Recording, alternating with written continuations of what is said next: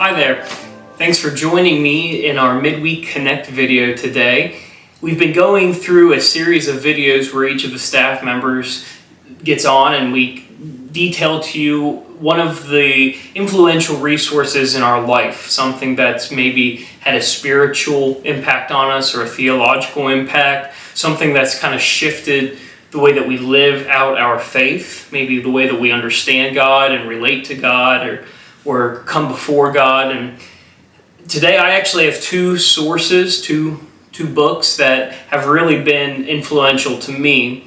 The first has been so influential that we gave our son, Isabella and I gave our son, his middle name is named after this author, and she's going to be embarrassed that I said that, but it's a work by a guy by the name of Thomas Aquinas called Summa Theologica. It's a compendium, essentially a giant gathering of theological works that was compiled, written by Thomas Aquinas between 1265 and 1273. And it's essentially a summation of the Christian belief.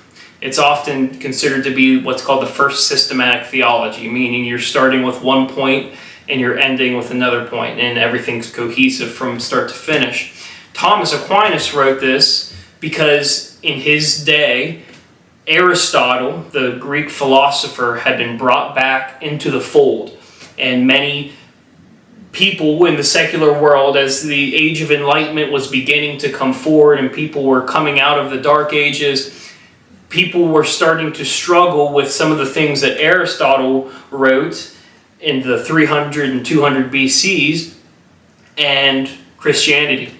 And Thomas Aquinas comes forward and says, no, Aristotle doesn't disprove Christianity, he actually approves it. And here's how. And he compiles this. And it's written in a way that it goes through each different subject of theology as it's a question.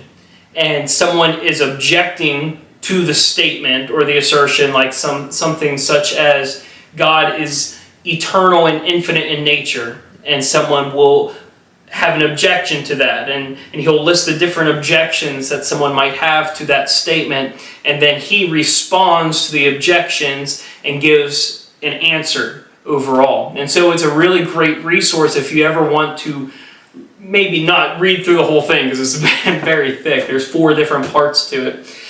But if you ever have maybe a question and you want to see, well, someone might object to this statement that I make about what I believe, how do I reply to that objection? Thomas Aquinas probably already has replied to that objection, and so it's a great resource to have.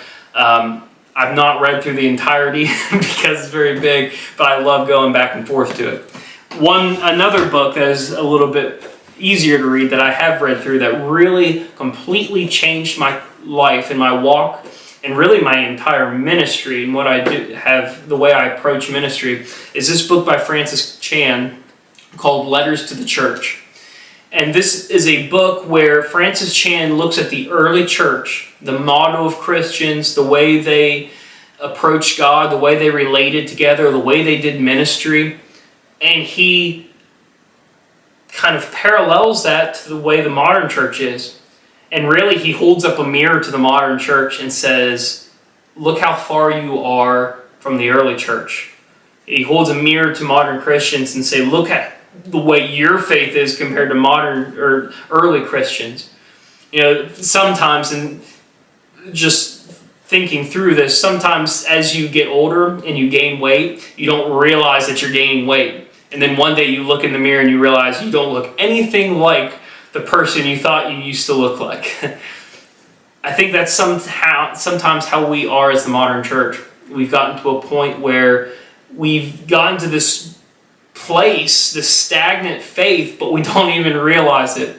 And so Francis Chan is holding up that mirror and saying, look at where we were and where we are, and here's how we can get back to where we once were. You know, here's the diet, here's the exercise regimen, essentially.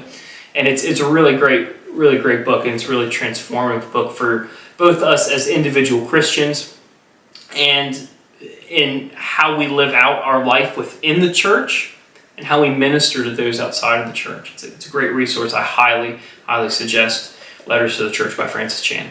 And if you ever have any questions about theology, about the sum of theology, I suggest Thomas Aquinas' Summa Theologica, and I'm sure he's answered your question in there somewhere.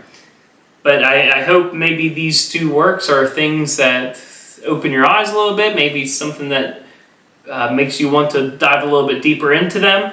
If you want to dive into Thomas's Summa without actually picking it up and reading it, I would suggest a podcast called Into Theology that's sponsored by the Gospel Coalition, and they're going through each of Thomas Aquinas' arguments throughout his Summa one by one, and it's really interesting to listen to, so I suggest that if you don't want to pick up this giant book and read it. But thanks for listening today. I hope these are resources that you can use to grow in your walk, in your faith as well.